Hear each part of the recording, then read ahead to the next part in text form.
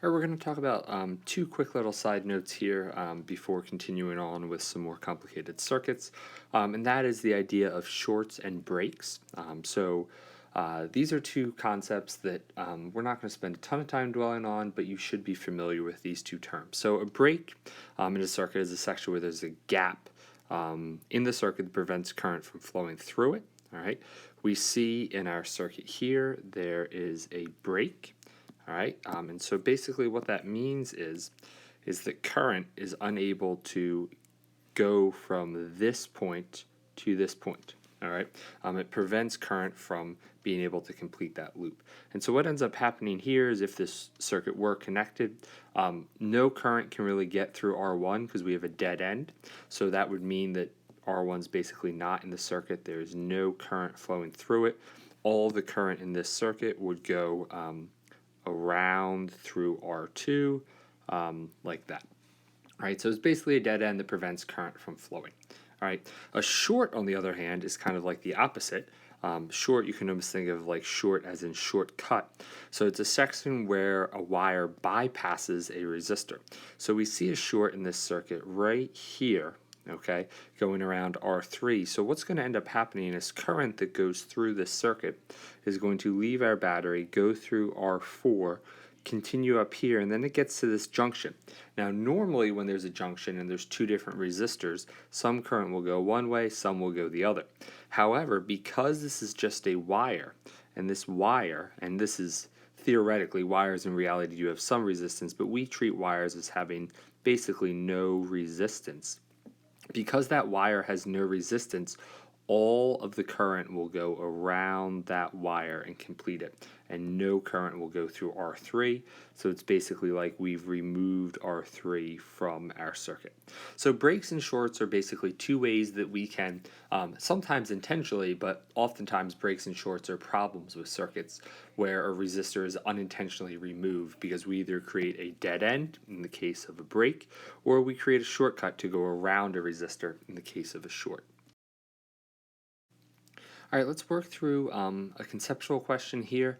This is really going back to our series in parallel stuff. Like I said, we will get into some more complex circuits in a second. So we have three circuits created here, and they each are connected to the same battery.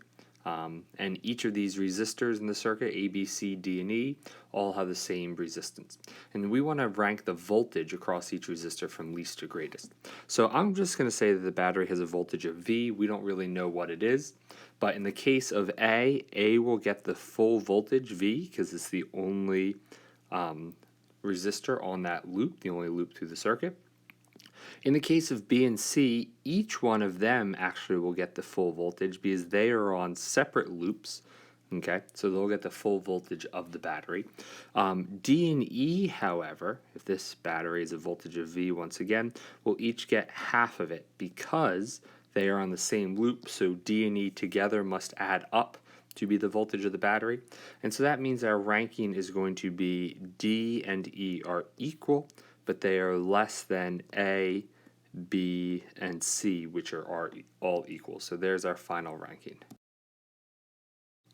All right, for this next problem, what we're going to consider is a situation where we initially have a 5 ohm resistor connected to a battery in just a simple circuit, and we're going to add a 100 ohm resistor in parallel right here, and we want to know what happens to the current through the battery and the current through the 5 ohm resistor. So let's start with the current through the battery. And so what I'm really going to think about here is when we add in this 100 ohm resistor, because of how resistors in parallel combine, we actually are going to reduce the resistance of our circuit. Okay. The reason why we do that is we now have two different pathways for that current to travel through the circuit. All right, and that ultimately allows more current to travel through because we've reduced the overall resistance. That's what happens when we add resistors in parallel. Even if it's a 100 ohm resistor, which is significantly more obviously than our 5 ohm that we started with, it still reduces the overall resistance. Now, if we think about the current through the 5 ohm resistor, okay, what we want to consider is initially, all right, the 5 ohm resistor got the full voltage of the battery because it was the only resistor on that inner loop. When we add the 100 ohm resistor, that doesn't change the fact that the 5 ohm resistor still gets the full voltage of the battery because it's the only resistor on that inner loop. So because the voltage doesn't change, and thinking about what we know about Ohm's law, V equals IR, if we have the same voltage and the same resistance, we must have the same current. So the current through the 5 ohm resistor remains constant.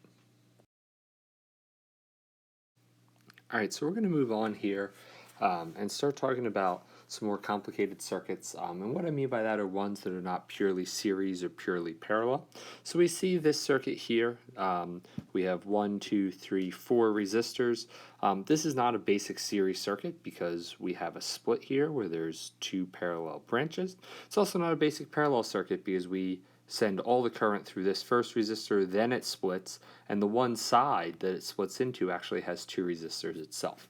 So what we're going to do is we're going to learn a technique for analyzing a circuit like this. And the basic idea for all of these is you're looking for simple combinations within this more complex circuit. So you're looking for, maybe you can't do all 4 resistors in series or all 4 in parallel, but are there 2 resistors in series or 3 resistors in series that you can combine?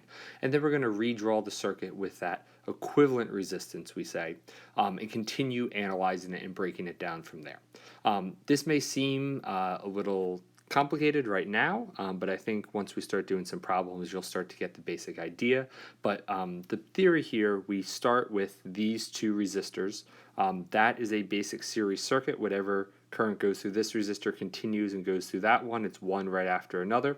So what we would do is take those 2, find out what equivalent resistance they have, and replace it with a single resistor. So those 2 resistors we've reduced to one single resistor.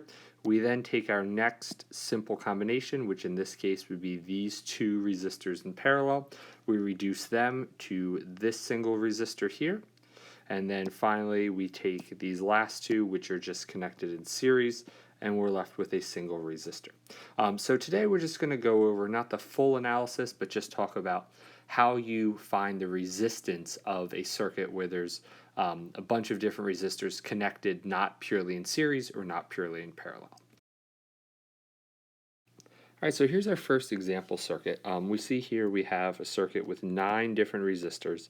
It is a combination of series and parallel.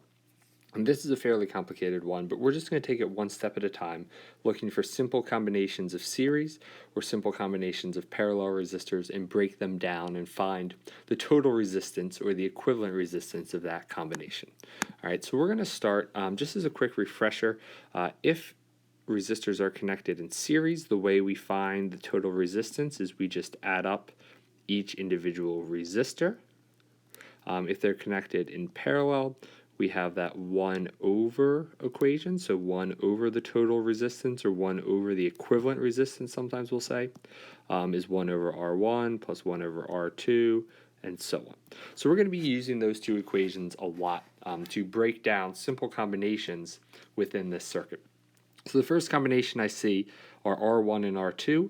Those are connected in parallel, so I can say that 1 over that total resistance of 1 and 2 combined is going to be 1 over 10 plus 1 over 10. I am going to skip a little bit of the math and not write it out each time, just partly for space-saving purposes, but also because you've had a good amount of practice with this at this point. But we are going to use that x to the minus 1 button frequently, so keep that in mind. But we should end up getting an equivalent resistance here of 5 ohms. All right, 1/10 and 1/10 is 0.2. Then we take that to the negative first power, and it gives us our 5 ohms. The next simple combination that I'm going to look at here is R4 and R5. Okay, and so I'm going to say 1 over that total resistance is going to be 1 over 18 plus 1 over 6. And so I end up getting a total resistance there, combining R4 and R5, of 4.5 ohms. Lastly, I have 2 series ones that I can combine. So the first is R6 and R7. And so for those 2, we're just going to add up the 2 resistances, 5 and 4. So we get an equivalent resistance here of 9 ohms. And lastly, I'm going to combine these 2 R8 and R9, and We add those up, 2.5 plus 3.5, and we get an equivalent resistance here of 6 ohms. All right, so now I have my equivalent resistances for each of those combinations. What I'm going to do, and actually on the next page you'll see this, is I'm going to redraw the circuit, and rather than having two resistors in each of these spots, I'm going to replace it with a single resistor that has the equivalent resistance that we just calculated, or that total resistance that we just calculated. All right, so moving on to this next one, like I said, you have the template there, but the circuit has been redrawn. We've replaced resistors 1 and 2 with this 5 ohm resistor, which I'm calling R12. We replaced 4 and 5 with this 4.5 ohm resistor. 6 and 7 we've replaced with this 9 ohm resistor, and 8 and 9 we've replaced with this 6 ohm resistor. Our next step is to look for another simple combination here, and I see that these three are all connected in parallel. So I can once again use my 1 over RT equation. So 1 over RT is 1 over 4.5 plus 1 over 9 plus 1 over 6. When I solve for that total resistance there, I end up getting a resistance of 2 ohms here. Okay, and so I'm going to once again take that 2 ohms, replace it in my next drawing, and I'll just have one resistor instead of these three. So we can do 3 at a time. That is allowed if they're all connected in parallel like these 3 are. And then I'm going to finish up and get the overall resistance of this circuit. And so here we go. We still have our 5 ohm resistor here for R12. We just found that all of those resistors, 4, 5, 6, 7, 8, and 9, are the equivalent of a single 2 ohm resistor. And now I have a basic series circuit, so I can just add up the resistances of each one. So 5 plus 2 plus 7, and I get a total resistance here of 14 ohms. Because these are all just one big series, one right after another. And so that is the total resistance of my circuit. And this really came from looking for those simple combinations, taking it one step at a time and slowly breaking down this circuit until I have a single resistor, which is exactly what I see on the next page here. So if we wanted to finish the job here, we could say that R1, 2, 3, 4, 5, 6, 7, 8, 9, the equivalent resistance of all 9 resistors is the same as a single 1 ohm or 14 ohm resistor. All right, so let's go ahead and use the strategies we just developed to do a few practice problems here. So these are kind of more what you'll see. The last one with 9 resistors, that was maybe a little bit ridiculous. What's going to be much more common is ones where there's maybe 4 or 5 resistors like these two here. So let's start with this one on the left with 4 resistors, and I'm going to look for a simple combination, and what I see right off the bat is those 2 resistors, R1 and R2, are connected in series, so we can say the total resistance of them will just be 10 plus 20, or 30 ohms. Now what I'm going to do, and what I highly recommend, and if you want any partial credit on any of these problems, you absolutely must do this, is redrawing the circuit here. Okay, so I'm going to take this circuit, I'm going to redraw it and replace that resistor with a single 30 ohm resistor. So here's my battery. I'm going to have my single 30 ohm resistor here, which we're calling R12. I have R3 still over here, which is 6 ohms.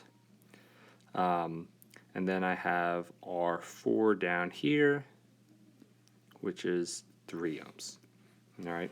So now I'm going to look for my next simple combination, and that is going to be R12 is in parallel here with R3.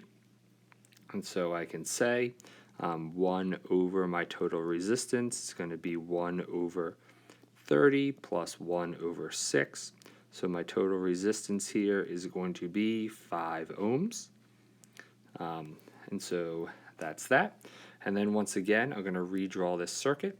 I know you might find it to be slightly annoying, but I promise you in the long run, this will prevent a lot of mistakes. And like I said, if you would like partial credit, you have to do this. So R1, 2, and 3 combine to be a single 5 ohm resistor. That is in series with R4. which is 3 ohms. And now, and I'm not going to bother to redraw after this one, because now I just have two resistors connected in series, and so the total resistance is just going to be the sum of these two resistors, 5 plus 3, which is 8 ohms. And that's all I was looking for, so there's no need to redraw it as just a single resistor. That's enough. All right, but we do want to get in the habit of doing this. The other reason is we're going to talk a little bit more next time about looking at the voltage and current in these situations, and it's going to be much easier if you have this progression where you slowly break down the resistors, and you're just going to have to trust me on that one for now, but you will see on the next notes that we do, it's going to be a lot easier if you have all these drawings to analyze the voltage and current. Let's go to our other resistor here, our other circuit here, and look for simple combinations and start breaking this one down as well. So I'm going to start here with R2 and R3. Those are connected in parallel, so 1 over RT is just going to be 1 over 8 plus 1 over 24. And so what we end up getting there is an equivalent resistance of 6 ohms when we combine those two. And I'm going to do the same thing with R5 and R4 up here. They are also connected in parallel, so we can say 1 over RT is 1 over 18 plus 1 over 9, and so our equivalent resistance ends up being 6 ohms. So now I'm going to take our two resistors and redraw our circuit, replacing it with the ones that we just solved for. So we now have up here is going to be R45, which is 6 ohms. Over here is now going to be R23, which is also 6 ohms. And then down here, we still have R1, which is 5 ohms. These are now in a simple series circuit, one right after another. So our total resistance here is just going to be 6 plus 6 plus 5, which gives us a total resistance here of 17 ohms.